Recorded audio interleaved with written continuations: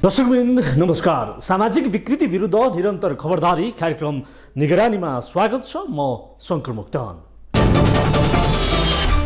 दर्शकवृन्द, गरिब र बेरोजगार हुनु कुनै पनि व्यक्तिको दोष पक्कै होइन, तर यहाँ पैसा कमाउने नाउँमा गरिबी र बेरोजगारमाथि हदैसम्मको अमानवीय हरकत हुन्छ। यस्तै हरकत गरेको छ बेरोजगार युवामाथि एउटा गिरोहले। दूरदराजमा बस्ने युवाहरूको गरिबीमाथि मानव तस्करहरूले राम्रो कमाईको पुलिन्दा बाँडेर यति बेला दुबईमा बिचल्ली पारेको छ। मासिक 2200 दिरामसम्म कमाई हुने भन्दै मेन पावर एजेन्ट र ट्राभल एजेन्सीहरूले दुबईको गल्ली गल्लीका कोठामा बन्दक बनाएका छन्। दर्जनौं युवाहरूलाई मानव तस्करहरूले बन्दक बनाएर दुबईमा महिनौदेखि थुनेको दर्दनाक दृष्टान्तको पर्दाफास गर्दैछौँ आजको निगरानीमा। दर्शकवृन्द, मानव तस्करहरूले बेरोजगारीको सेन्टिमेन्टमा गजबको अवैध धन्दा गर्दै आएका छन्। बेरोजगार युवाको अभावलाई खाडीका मुलुकमा महँगोमा बेच्दै आएका छन्। अप्रत्यक्ष रूपमा राज्यको संरक्षणमा खाडीमा मान्छे बिक्री गर्ने धन्दा निरन्तर जारी छ। वर्किङ भिजाको साटो भिजिट भिजाको आवरणमा गरिब युवाहरूलाई केही ट्राभल एजेन्सीहरूले दुबईका खाडीमा अल्पत्र पारेका छन्। औसतमा प्रति व्यक्ति 3.5 लाखको मोटो रकम असुलेर यति बेला दर्जनौं युवाहरू दुबईका बन्द कोठामा रोइरहेका छन्। ट्राभल एजेन्सीको आवरणमा यति बेला दुबईका गल्ली गल्लीका बन्द कोठामा दर्जनौं नेपाली युवाहरू बन्धक झै बनाइएका छन्। दलालले राम्रो काम र तलब पाउने पुलिन्दा बाँडेर सोझा र इमानदार बेरोजगार युवाहरू यति बेला गएको अप्रिलदेखि यातना गृह जस्तो बन्दी कोठामा कोचिएका छन्। यो देशमा रोजगारी छैन। राजनीतिक नेतृत्वले यी गरिब युवाहरूको पसिना बगाउने कहीँ कतै ठाउँ दिएको छैन। भोटका लागि नोटको व्यापार गरेको राजनीतिले अन्ततः यी युवाहरूलाई खाडीमा जबरजस्त धकेलिदियो र युवाहरूलाई दलालले यसै गरी दुबईमा पशु झैँ बिक्री गरेको हुनुपर्छ, जसका कारण यति बेला दुबईका बन्द कोठामा तातो रगत र उत्साहले भरिको युवा रुँदै उद्धारको याचना गरिरहेका छन्। मलाई चाहिँ जे जसरी भए पनि सर होइन, हजुर बिन्ती छ, जसरी भए पनि मलाई घर निकाल्नुहोस्, जसरी भए पनि नेपाल झिकाउनुहोस्, त्यति मात्रै हो सर। अब म के गरेर फसिहालेँ होइन। अब 8-9 हजार रुपियाँ यता तिरेर पनि म सक्दिनँ होइन। म गरिबको छोरा अनि जे जसरी भए पनि मलाई घर निकाल्नु प्लिज सर। तपाईँ आएर मेरो मनले नै हात खाइसकेको छ सर। मलाई जसरी हुन्छ उद्धार गरिदिनु। इन्द्रवली आशा ट्राभल जसरी पनि हुन्छ सर, हामीले उद्धार गर्नु पर्यो। अरू केही भन्नु सर, कम्प्युटरमा यही हो मेरो बिन्ती। मेरो नाम हेमराज बस्नेत हो, दैलेख चौराहा घर मेरो। मलाई पठाउने इन्द्रबहादुर ओली हो र म त काम गरेर धेरै पीडित मान्छे धेरै ठाउँ। मानव उनीहरू गरिब हुनु दोष थियो। त्यही दोषको सजाय भोग्न मानव तस्करलाई ऋण काटेको धन बुझाएर नारकीय जीवन बिताउनु परेको छ उनीहरूलाई दुबईमा। यस्तो कुकृत्य आज मात्रै होइन, हिजो पनि थियो, सायद भोलि पनि हुनेछ। किनकि गरिब युवाहरूको गरिबमाथि मानव तस्करहरूको खेल्ने ठाउँ यो राज्यले सधैँ दिँदै आएको छ र दिनेछ पनि। र त यति बेला गाउँ गाउँबाट सोझा साझा युवाहरूलाई विभिन्न प्रलोभन देखाएर विदेशमा अलपत्र पार्न गिरोहहरू यति धेरै सक्रिय भएका छन्। तिनै गिरोहहरूको पछिल्लो छदमभेषमा दुबईमा दर्जनभन्दा बढी यसरी युवाहरू भिजिट भिसाको आवरणमा अल्पत्र हुनु परेको हो। कैदी चाहिँ बन्दी बनाएका यी युवा हुन् रोल्पा सुनिल स्मृति 6 का 31 वर्षीय चन्द्रबहादुर थापा। उनलाई आफ्नै बहिनीको जेठानीको बुवा नाताले ससुरा पर्ने मुक्तबहादुर विष्टले दुबईमा राम्रो कामको प्रलोभन देखाएर दुबईको गल्लीमा पुर्याइदिएको हो। मानव तस्करको धन्दा चलाउँदै आएका मुक्तबहादुर विष्टले चन्द्रबहादुर थापालाई रोल्पाबाट काठमाडौँसम्म ल्याइ पुर्याएका थिए। उनै विष्टले थापालाई काठमाडौँमा अर्का दलाल झलक गिरी र इन्द्र ओलीको सम्पर्कमा पुर्याउँछन्। उनीहरूले दुबईमा राम्रो काम आएको र पारिश्रमिक पनि राम्रो भएको आश्वासनको पुलिन्दा देखाएर थापासँग 3 लाख लिएर भिजिट भिसाको जोहो गरिदिन्छन्। तर पीडित चन्द्रबहादुर थापालाई के थाहा यति धेरै जालजेल होला भनेर। तर जब थापा दुबई पुर्याइए अनि उनलाई थाहा भयो दलालहरूले भिजिट भिसामा आफूलाई फसाइएको रहेछ। दलालले दुबईमा अप्रिलदेखि यसरी बन्धक बनाएर राखिएका उनी हाम्रो सम्पर्कमा आएपछि यति बेला उद्धारको लागि हार गुहार गरिरहेका छन्। मेरो नाम चन्द्रबहादुर थापा, म रोल्पा जिल्ला बजुर गाविस। मलाई यहाँ दुबईमा ल्याएर अलपत्र पारेको रोल्पाबाट पठाउनेको नाम मुक्तबहादुर विष्ट। अनि उसले चाहिँ के भन्यो, म चाहिँ साउदीबाट आएको थिएँ। अनि साउदी पहिला म 6 वर्ष काम गरेको, अनि कोरोनाले गर्दाखेरि म रिटर्न हुन पाएन। होइन, तपाईँ योमा जानुहोस्, भिजिट भिसा राम्रो हो, यो हो, राम्रो काम पाउनुहुन्छ तपाईँले भनेर मसँग 3 लाख रुपियाँ ठगी गरेको छ। अनि त्यसपछि उसमा काठमाडौँ आएर अब 3 महिनाको भिसा छ, 3 महिनाको भिसा भन्यो। अनि मलाई यहाँ ल्याएर हेर्दाखेरि चाहिँ अब 1 महिनाको मात्रै रहेछ। अनि अहिले ल्याएर यहाँ अलपत्र पारेर यहाँ सुँगुरको खोरमा राखेको छ। हेर्नुहोस्, न खाना न पिना केही पनि छैन। अनि झलकगिरी पनि हो। अनि त्यसपछि लास्टमा इन्द्रवली हो। सबैले यहाँ अलपत्र पारेर भाइहरूले सबैले म यसको लागि म नमस्ते हाम्रो उद्धार गरिदिनु होला। चन्द्र थापा मात्रै होइन, रोल्पाकै अर्का युवा बलबहादुर केसी पनि अहिले दुबईमा बन्धक चाहिँ बनाएका छन्। केसीको हालत पनि उही चन्द्र थापाको जस्तै छ। आफ्नै गाउँकै तुफान खड्का नाम गरेका दलालले उनलाई पनि गाउँबाट काठमाडौँ ल्याएको थियो। तुफानले बलबहादुर केसीलाई काठमाडौँमा बसेर मानव तस्करीको धन्दा गर्ने 1 नम्बरका दलाली इन्द्र ओलीसँग भेट गराइदिन्छन् र दलाल तुफान खड्काले केसीलाई पनि थापालाई जस्तै गरी प्रलोभन देखाएर 2,75,000 रुपियाँ असुल गर्छन्। भिजिट भिसा भन्दै केसीलाई दुबई पठाएपछि यति बेला ती दलालहरू सम्पर्कविहीन भएका छन्। त्यस्तै रोल्पाकै हेमराज कट्टेललाई पनि 3 महिना अघि तिलक खड्का नाम गरेका दलालले झुटो आश्वासन देखाएर 2260 दिरहम तलब हुने र काम पनि सजिलो भएको बताउँदै दुबई पठाएका थिए। तर जब हेमराज दुबई पुगे तब उनले थाहा पाए दलालले फसाएछ भन्ने कुरा। लाखौं रुपियाँ बुझाएका उनी यति बेला दुबईको बन्द कोठाबाट उद्धारको लागि याचना गरिरहेका छन्। पात्र हुन् धर्मजित बुढा। डोल्पा घर भएका धर्मजित बुढा पेसाले ड्राइभर थिए। नेपालमा उनको कमाइ पनि राम्रै थियो। उनलाई विदेश जानै पर्ने थिएन पनि। तर दलालको गुलिलो सपनाले उनलाई यति बेला दुबईको बन्द कोठामा कोचिदिएको छ। उनीहरू मात्रै होइन, उनीहरू जस्तै रोल्पाका निखिल केसी, डोल्पाका रामबहादुर बुढा, जाजरकोटका किरण बुढा, जाजरकोटकै चक्रबहादुर परियार सहित अन्य दर्जनौं युवाहरू पनि हाल दुबईमा यस्तै गरी अलपत्र परेका छन्। उनीहरू पनि दलालहरूको गुलिलो सपनाले दुबईमा बसेर बचाऊ बचाऊ भन्दै याचना गरिरहेका छन्। मलाई चाहिँ जे जसरी भए पनि सर होइन, हजुर बिन्ती छ, जसरी भए पनि मलाई घर निकाल्नुहोस्, जसरी भए पनि नेपाल झिकाउनुहोस्। त्यति मात्रै हो सर। म के गरौँ, फसिहालेँ होइन। अब 8-9 हजार रुपियाँ यता तिरेर पनि म सक्दिनँ होइन। म गरिबको छोरा। अनि जे जसरी भए पनि मलाई घर निकाल्नु प्लिज सर। यी पात्रहरू प्रतिनिधिमूलक मात्रै हुन्। यस्ता विदेशी भूमिमा अलपत्र पारिएका युवाहरू हजारौं छन्। युवाहरूको गरिबी र अभावको सेन्टिमेन्टमा खेलेर मानव तस्करहरू स्वर्गको राज गरिरहेका छन्। मान्छे बेचेरै आलिसान महल र पजेरोमा मानव तस्करी निदाइरहेका छन् र कुदिरहेका छन्। यसरी सयौं युवाहरूलाई विदेशीको भूमिमा धरधरी रुवाउनेहरू अमुक शक्तिबाट संरक्षित छन्।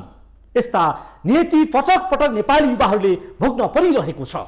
युवाहरूलाई यसरी अलपत्र पार्ने दलालहरू को हुन् त? प्रसङ्ग जोड्नेछ एकैछिनको विश्रामपछि।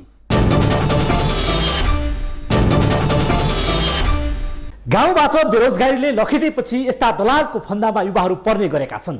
पैसा कमाउने र घर सजाउने सपना बोकेर सहर छिरेका उनीहरू अन्ततः सहरका गलीमा दलालको फन्दामा पर्ने गरेका हुन्। तिनै दलालको फन्दामा परेपछि यी युवाहरू यति बेला दुबईमा अलाप बिलाप गरिरहेका छन्। यसरी युवाहरूको पैसा कुम्ल्याएर बिचलीमा पार्ने मानव तस्करहरू खुलेआम हिँडिरहेका छन्। उता राज्य संयन्त्र दृष्टिविहीन झै अभिनय गरिरहेको छ। तर मानव तस्करहरू युवालाई दुबईमा अल्पत्र पारेर नेपालमा मस्ती गरिरहेका छन्। पछिल्लो समय ट्राभल नामका गिरोहले भिजिट भिसामा दुबईमा नेपाली युवालाई पठाइरहेका छन्। मासिक 1500 देखि 2200 सम्म कमाइ हुने भन्दै झुटो आश्वासनमा युवाहरूलाई फसाउँदै आएका छन्। यसरी सोझा युवाहरूलाई विभिन्न प्रलोभनमा फसाउनेहरू भने म्यान पावरका एजेन्ट र ट्राभल एजेन्सी रहेका छन्। अहिले दुबईमा अल्पत्र परेका युवाहरू पनि यस्तै दलालको चङ्गोलमा परेर उद्धारको हार गुहार गरिरहेका छन्। भिजिट भिसामा दुबई पुगेका उनीहरू कसरी दलालको फन्दामा परे त? लौ हेर्नुहोस् दलाल नम्बर 1। रोजगारी खोज्दै जाँदा उनीहरू काठमाडौँमा सुदूरपश्चिमका इन्द्रबहादुर ओलीलाई भेट्छन्। इन्द्रबहादुर ओली पहिलो नम्बरका दलाल हुन्। नयाँ बस पार्कमा विभिन्न गेस्ट हाउसमा बस्ने र सोझा युवालाई फसाउने र फकाउने उनको धन्दा नै हो। यतिसम्म कि उनको नयाँ बस पार्कमा ठगीको दोकान छ। अझ उनी त ब्राइट फ्युचर ह्युमन रिसोर्स नामक म्यान पावरको कार्ड लिएर हिँड्छन्, जहाँ उनी मार्केटिङ अफिसरको कार्ड भिड्दै हिँड्छन्। दलाल नम्बर 2 झलकगिरी काठमाडौँमै बस्छन्। आफ्ना गाउँका युवाहरू को कहाँ जाँदैछ र वैदेशिक रोजगारीमा जानेलाई ललाइ फकाइ गरी झुट्टा आश्वासन देखाउने अर्का दलाल हुन्। दलाल नम्बर 3 तिलक खड्का, घर रुकुम काठमाडौँमै बस्छन्। उनको पनि धन्दा उस्तै हो। गेस्ट हाउसमा बसेका सोझा साझा युवा देख्ने बित्तिकै साइनो गाँसेर आफ्नो बनाइहाल्छन्। अब तपाईँले यहाँ जे भन्नुभएको छ त्यही भए भयो क्या। तपाईँलाई 1200 ल्याएको छु होइन। त्यो बेला तपाईँलाई घडी तल भयो तपाईँले मलाई फोन भइहाल्नु थियो। डर ममा आउने कुरा केही छैन यार होइन। म के गर्छु नेपालमा मैले भने तपाईँले नगर्नु तपाईँले मेरो पैसा खसाउनु भयो भने के फरक पर्छ यार। खाउँ या नखाउँ होइन होइन। दलाल नम्बर 4 परिचय लुकाउने तुफान खड्का, प्रदीप बोहरा, मुक्तबहादुर विष्ट लगायत छन्। यी सबै दलालहरूले काम भने एकै ठाउँबाट गर्छन्, त्यो हो नयाँ बस पार्क मित्रनगरमा रहेको आशा एभरेस्ट ट्राभल एन्ड टुर्स, जहाँ यही ट्राभलले भिसा निकाल्नेदेखि टिकट काटिदिने सबै काम गर्दै आइरहेका छन्। तिर्नुपर्छ बिल त हामीकोमा आउँछ नि सर, हामीलाई पो मार परेछ। समस्या हुन्छ त्यो जस्तै अब तपाईँले भिसा निकालेर गइसकेपछि उता फर्केन 3 महिना भिसा हुन्छ, कति महिना भिसा हुन्छ? 3 महिना होइन सर, मैले 3 महिना पनि गरौँ भन्ने कुरा गरेको थिएँ होइन। तर उहाँले चाहिँ के भन्यो 3 महिना भन्दा पनि 1 महिना गरौँ काम लागिहाल्छ भन्ने कुरा गर्नु। हामीले त जस्तै भनौँ त्यति 10,000को फरक हुन्छ क्या, त्यस्तो धेरै फरक हुन्न। 10-12 हजारको फरक हुन्छ 3 महिना रोजको। अनि काम लागिहाल्ने हो भन्ने कुरामा ल हामीलाई चाहिँ रिक्स हुन सक्यो कुरामा होइन। तपाईँले विचार गर्नु भन्थ्यौँ हामीले, त्यसरी कन्डिसन त हामी सबै भनिदिन्थ्यौँ नि त उनीहरूलाई यस्तो हो भनेर। अनि त्यसपछि उहाँले होइन 1 महिनामै हुन्छ भन्ने कुरा। प्रायः म्याक्सिममको उहाँसँग गएको मान्छेको चाहिँ 1 महिनाकै थियो क्या, 1 मन्थकै भिजा। 1 मन्थको भिजा भनिसकेपछि यहाँबाट छिरेको के अरे देखिबाट काउन्ट हुन्थ्यो होइन। 2 महिना लगभग 2 महिनाको हुन्थ्यो भिजा। अब अहिले कोरोनाले गर्दा थप एसएससीले सरकारको नियम के छ थाहा छैन होइन।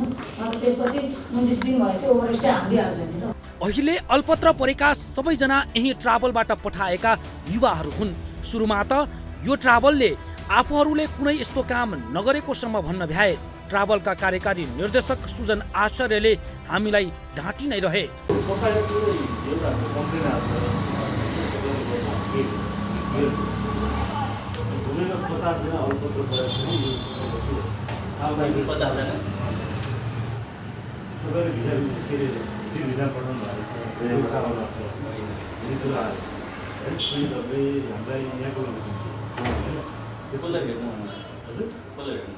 आशा travel Everest travel and tours अनि अरू के नामहरू पनि हुन्छ, यो हो कि होइन? मैले त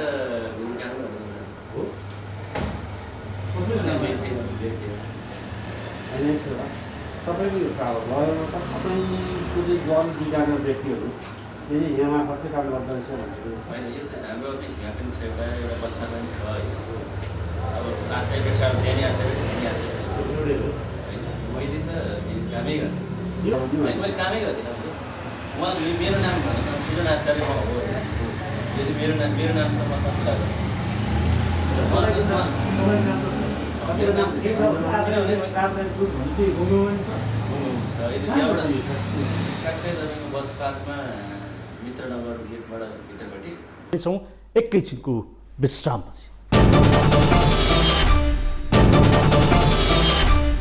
पछिल्लो समय भिजिट भिजाका नाममा मानव तस्करी बढ्दो छ। विशेष गरी खाडी मुलुकमा रोजगारीको प्रलोभन देखाएर मानव तस्करहरूले युवाहरूलाई विदेशी भूमिमा अलपत्र पार्ने गरेका छन्। रोजगारीको खोजी गर्दै गाउँबाट काठमाडौँ र काठमाडौँ हुँदै खाडी मुलुक पुग्दा नेपाली युवाको बिचली छ। तर मानव तस्करी रोकिएको छैन। राज्य संयन्त्र रमिता हेरिरहेको छ।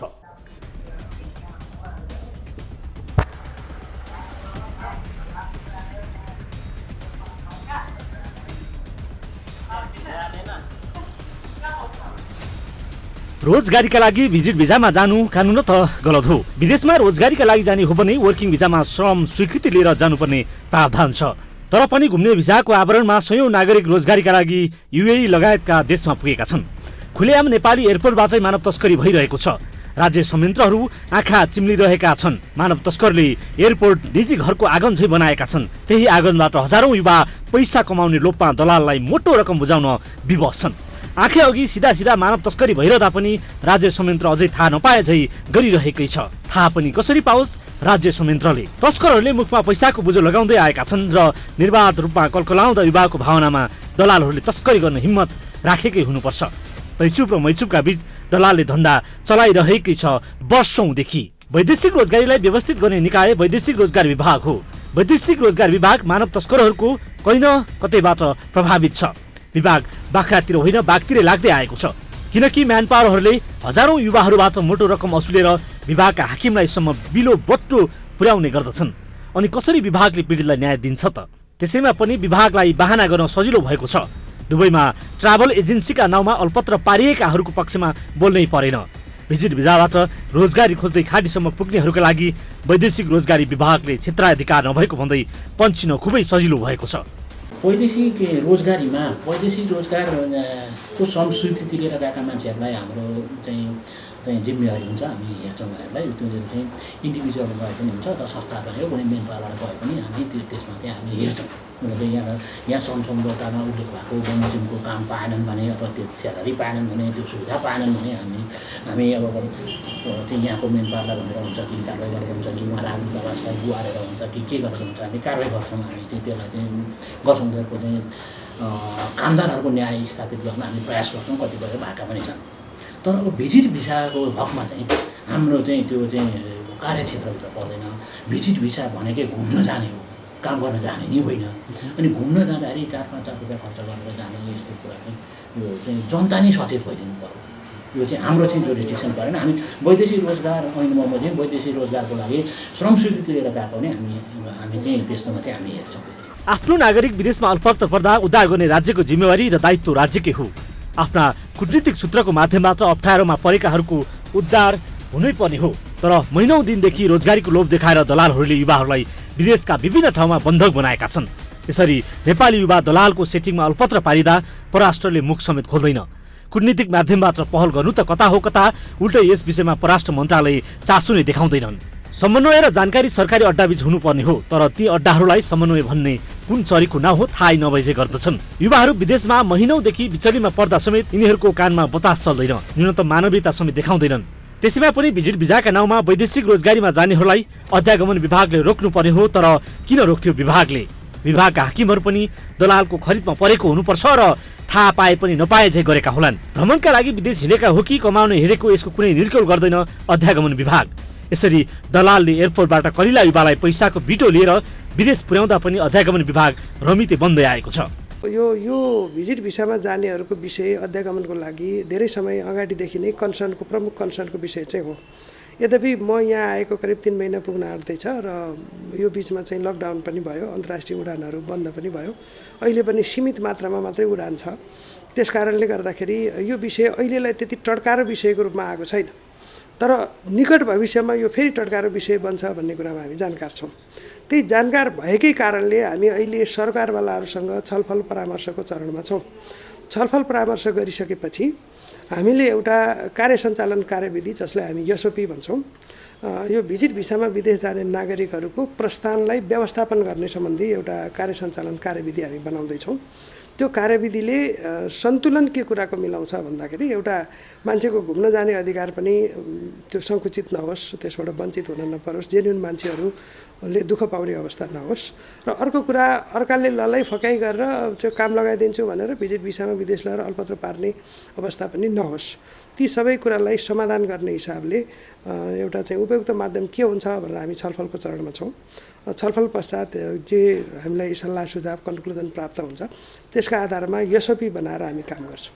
गत वर्ष म्यानपावर कम्पनी, ट्राभल एजेन्सी, मानव तस्कर र अध्यागमन विभागका कर्मचारीकी सेटिङमा नेपालीहरू श्रम स्वीकृति नलिई वैदेशिक रोजगारीमा जाने, अल्पत्र पर्ने र विदेशमा बेचिने गरेको भन्दै गृह मन्त्रालयले भिजिट भिजा सम्बन्धी कार्यविधि संशोधनको तयारी गरेको थियो। तर कार्यविधि तयार गर्न सरकारी निकायहरू ढिलाइ गरिरहेका छन्। खास गरी भिजिट भिजाको दुरुपयोग गरेर वैदेशिक रोजगारी मानिस पठाउने मेलो मिलाइएको छ। वर्किङ भिजा भन्दा भिजिट भिजामा युवाहरूलाई खाडी लगायत मुलुकमा पठाउने र मोटो रकम असुल्ने क्रम बढ्दो छ। महिलाहरूलाई पनि भिजिट भिजामा पठाएर तस्करहरूले विभिन्न देशहरूमा बिक्री गर्ने गरेको पनि पाइएको छ। मानव तस्करीले भिजिट भिजामा गएकाहरू विदेशमा अलपत्र पर्ने र अवैध रूपमा बसेर राज्यकै बदनाम समेत हुने गरेको छ। दलालले यसरी विदेशी भूमिमा युवाहरूलाई अल्पत्र पार्दा सरकारले उद्धार गर्नुपर्ने हो, तर राज्य आफै दलालको तागत अघि डराउने गरेको छ।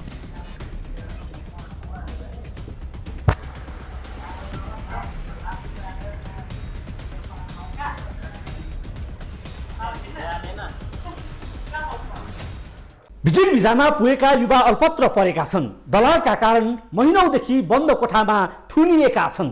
महिनौदेखि यसरी थुनिँदा पनि सरकारले पहल गरिदियोस् भन्दै युवाहरूले हार गुहार गर्दै आएका छन्। मिडियामा हामीलाई उद्धार गर्न सघाउनुहोस् भन्दै याचना गरिरहेका छन्। तर उनीहरूको यो दर्दनाक क्रन्दन याचना कसले सुनिदिने? राज्य नै दलालले खरिद गरेको मुलुकमा पीडितहरूको आँसुको पीडा कसले बुझिदिने? हवस् त, आजलाई यति नै। हामी निरन्तर निगरानीमा छौँ। हवस् त, नमस्ते।